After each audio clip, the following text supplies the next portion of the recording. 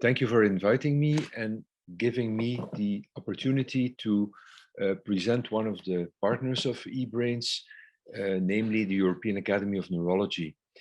I do this in my capacity as president-elect, also on behalf of our current president, Claudio Bassetti from Switzerland, and the other members of the board. Just a little bit of history. Where do we come from? In the late or the mid-80s and the beginning of the 90s of the previous century, two independent European neurological societies were founded. They worked separately, sometimes together, sometimes a bit competing, which was found by the mid-2010s to be not sufficient to play a main role on the European scene, a reason for which the European Academy was founded in 2014 in Istanbul, which was during a joint meeting of ENS and EFNS, the European Neurological Society and the European Federation of Neurological Societies. And that meeting was basically also their last individual meeting. In 2015, the society then organized its own, or the academy organized its first own congress in Berlin. I will be the follower up of three very eminent scientists and clinical neurologists. What is the mission and vision of the European Academy? Well, the mission is clearly to reduce the burden of neurological diseases. For those among you who are not aware of what the neurological disease burden really is, well, the up to now used figure was around 30%, and this was found in many documents of the WHO. Until last year, when major studies that have been published in the best medical journals have shown that the burden of neurological diseases, so we're not talking about psychiatry, talking about neurological diseases, is estimated to be up to 50 to 60%. So there is a massive burden, and that is the mission, or that is where the mission of the European Academy comes down. We want simply to reduce the burden of neurological diseases. This is implying a lot of other things that I will elaborate on in a minute. The vision is to be the home of neurology for all individuals who aim at improving patients' care. It's really the idea of being a warm and welcoming, inclusive home.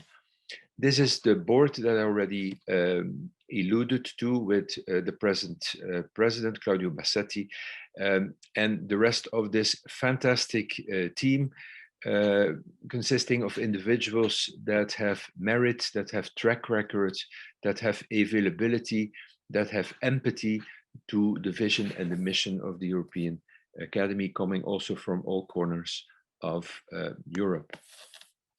What is the Academy consisting of? Well, we are basically federating 47 national neurological societies. There is a separate group of 10 other international member societies that are member of the Academy, which constitutes more than 45,000 members.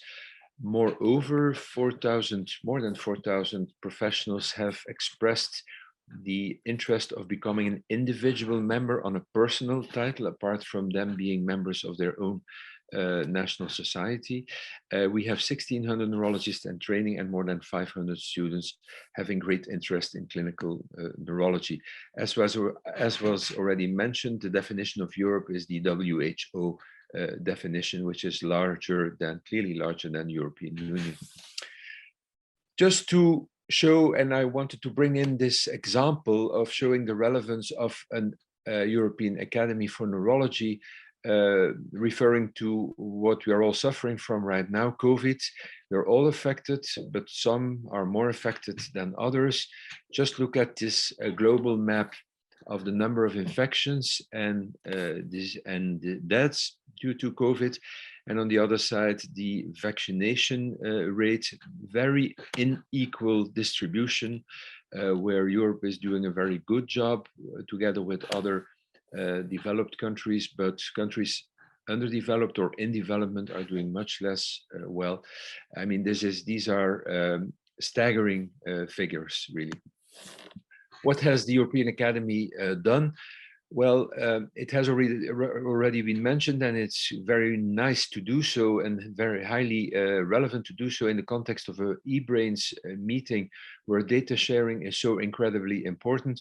Well, the European Academy decided very early on in the course of COVID to start a neuro-COVID registry, the Energy project, which by now has included more than 1,600 patients at dozens of sites in 25 countries on 4 continents, and this is data from the end of September. And this already has led to lots of publications, from the very first publication in the European space on neurological manifestations and neuroinvasive mechanisms of coronavirus type 2 to outcomes, concrete outcomes of the neuro-COVID data sharing efforts. We are really proud of this list, and the list is going to become much larger in the months to come. What have we learned from the occurrence of COVID? Clearly, it's not over yet, but in the meantime, we have learned a lot of things. That is, that health and social and economic structures in countries and around the globe are interdependent. Dynamic and systematic approaches hence are necessary. We should focus more on resilience and people-centeredness. I already mentioned this, the digitalization and data science are really key players, and if we want to increase and enhance our knowledge about neuro-COVID, we will desperately need those efforts and these tools. Research really on an international and high level is all about collaboration and sharing data. Moreover, the notion that the brain, our mental health, body and social health cannot be separated, and that solidarity within and across societies is really of key importance. Coming back to what the European Academy really wants and does, what I had intended to do is to take you briefly through our priorities for the next and for the coming years, starting with the presidency of Claudio Bassetti and spanning over my presidency. The pillars of the building that constitutes the European Academy are science, education, a strong membership, and widespread and sound advocacy. And that under the roof and leading to the roof of improving and making more or access to high quality care more available. First of all, science. Well, the flagship of our activities is the European Academy of Neurology Congress. I will briefly elaborate on this in the next slide. We have guidelines for clinical practice that are regularly updated. In the meantime, it has become a library of more than 100 guidelines for various neurological diseases, being them very frequent to even rare disorders. The core of the science in the European Academy is built on the activity of subspecialty panels. We have more than 30 covering all subspecialties within neurology. We spent a high volume of resources on scientific fellowships and grants, and we have our own journal. I already mentioned the EN COVID-19 registry. We have published work on the economic burden of neurological diseases, mainly under the guidance of Günther Deuschel and his colleagues. We are at the moment starting a follow-up study, more specifically looking at the costs of neurological diseases. There is the outcome and the project on the burden of sleep and wake disorders. We will start next year for the first time with a high-level winter science school organized by the Academy. And it has already been mentioned with eBrains.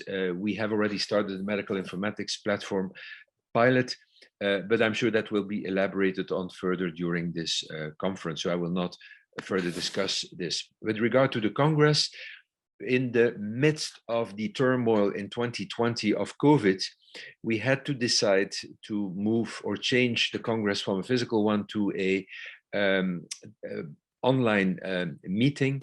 And to our surprise, this has become the most incredible success of all clinical neurological meetings. Well, actually, the best attended neuroscience meeting ever, with 45,000 participants. I mean, we can tell a lot of stories about how this came along.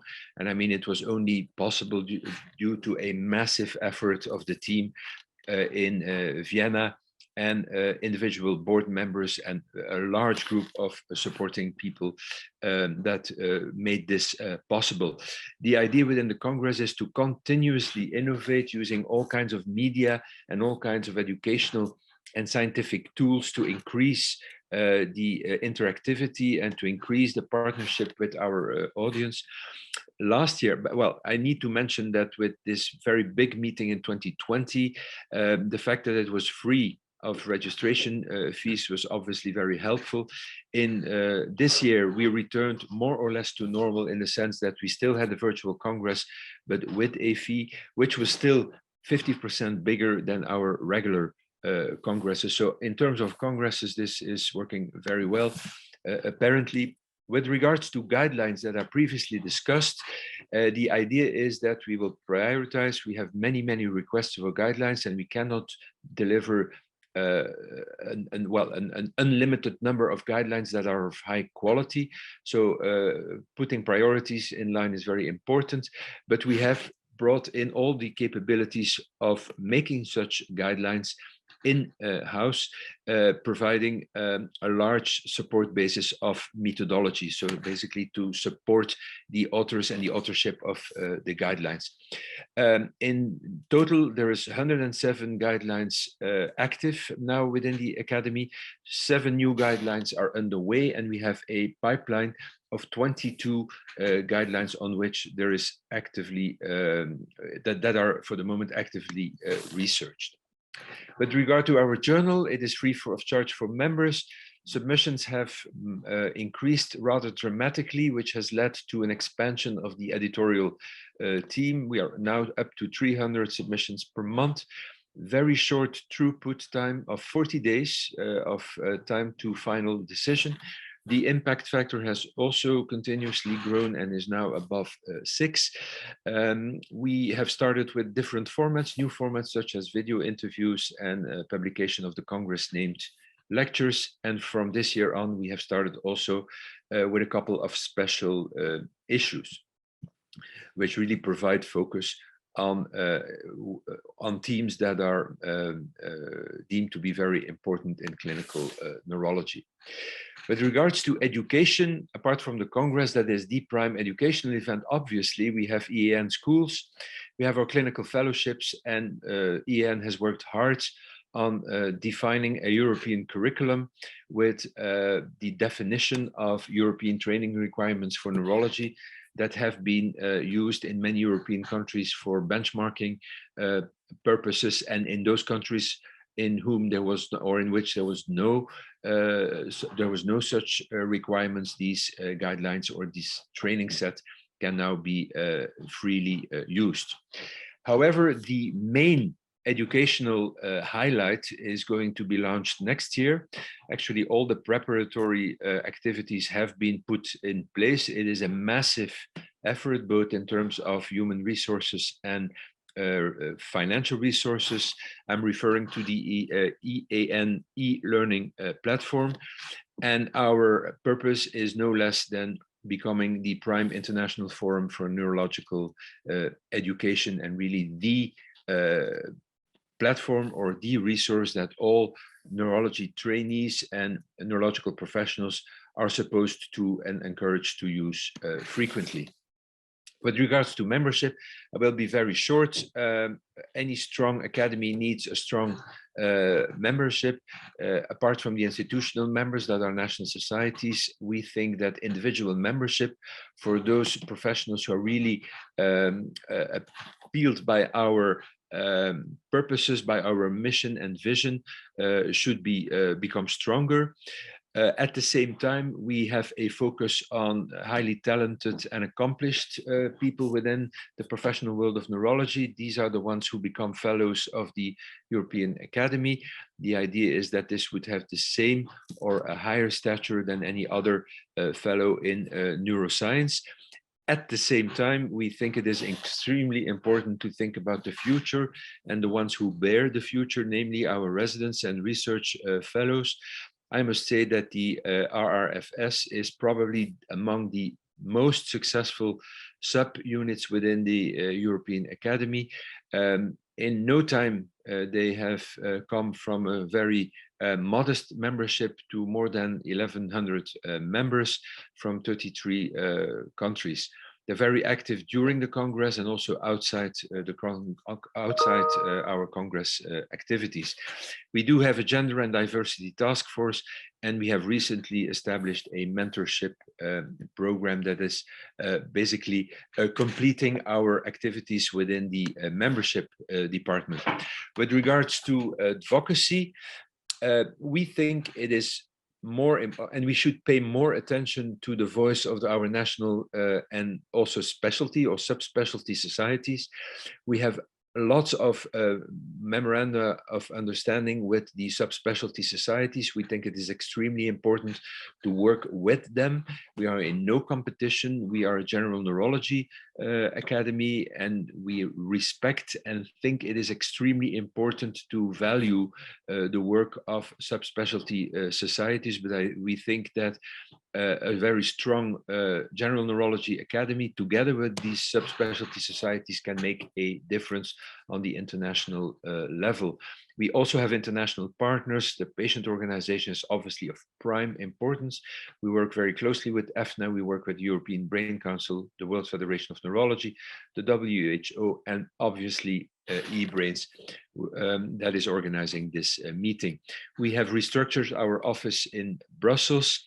One of the more recent initiatives is the One Neurology, very simply defined as an initiative to make sure that neurology speaks with one voice into becoming more of a public health priority. And for One Neurology, EFNA is our prime partner. The Brain Health Campaign is indeed also extremely important. You might wonder why an academy of neurologists, so brain doctors, would be interested in brain disease. Well, to make it and it's a bit of a philosophical statement, but I mean, one of the prime definitions of a medical doctor is that this person is trying to make his or her professional purpose unnecessary. That's basically, it is to eradicate disease, and obviously that never will work completely, so doctors will never be without a job.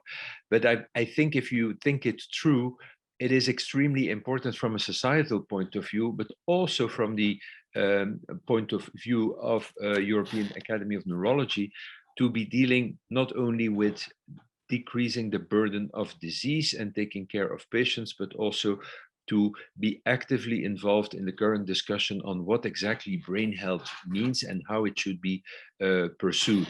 We have worked with advocacy talks during this year in our Congress.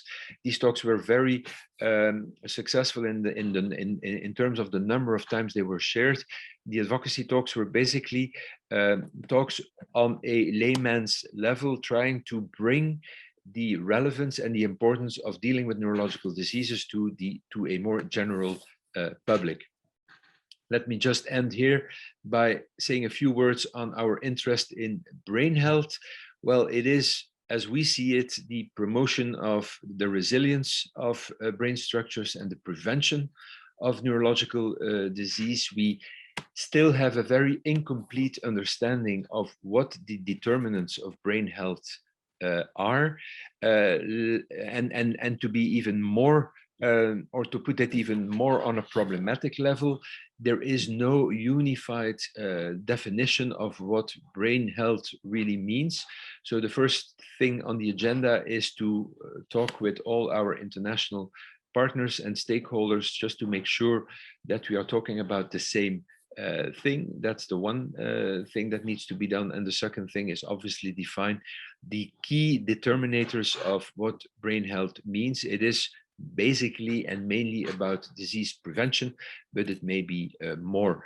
To emphasize the importance and to show also to the external platforms how important we think brain health is that the European Academy will organize a brain health event in Brussels in the course of next year, COVID situation permitting. And let me just end here by inviting you all to and this is the central theme of our next Congress in 2022, inviting you to getting evidence into practice. The scenery will be Vienna, Austria, and we hope vigorously that this will also be a physical event apart from the hybrid event that we had in mind, and that it is not going to be only a virtual event. So, dear chairpersons, thank you very much for giving me the opportunity to talk about the European Academy of Neurology. And again, welcome. We would welcome you and invite you to our next Congress in Vienna in June next year. Thank you very much.